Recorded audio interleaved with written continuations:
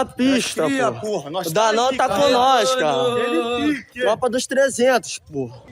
Young men showing off military weapons, marking their territory with the symbol of the Red Command, Brazil's second largest criminal organization.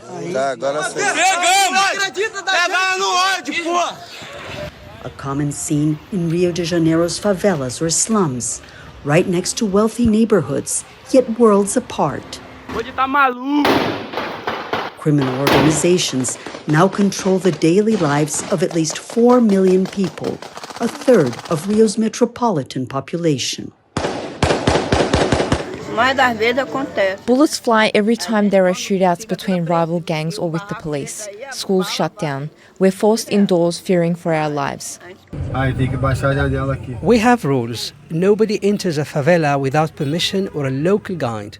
Car windows must be lowered so lookouts can see who is coming in and going out, and no filming in alleys. Patrick Souza was once a drug lord. He tells us he's killed tens of rivals, robbed banks, and spent almost 2 decades in jail. Today he guides us through Cidade de Deus, or City of God, a favela controlled by the Red Command. More than 30,000 people live here, including Joyce Silva. She was married twice. Both husbands were members of the Red Command. Both are dead. 2 of her 5 children are now in prison. We do what we can to stop them from joining gangs, but they have few options. It's sad.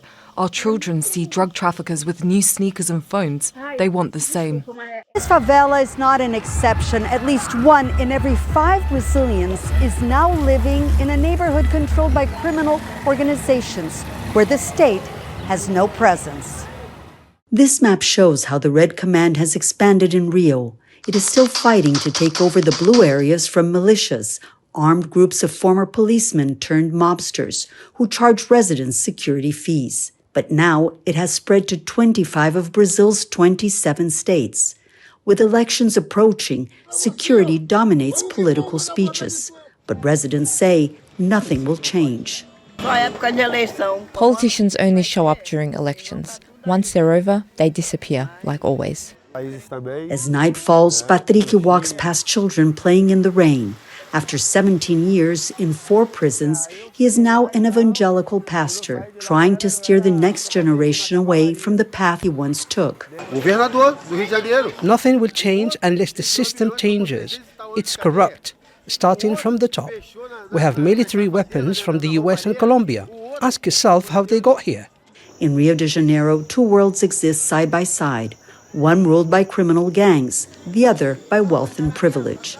For millions living in the favelas, power does not belong to the state, and change depends on forces they cannot control. Monica Yanakiew, Al Jazeera, City of God, Rio de Janeiro, Brazil. Don't miss out and get the full picture. Subscribe to Al Jazeera for reliable news and expert insights. Like, share, stay ahead.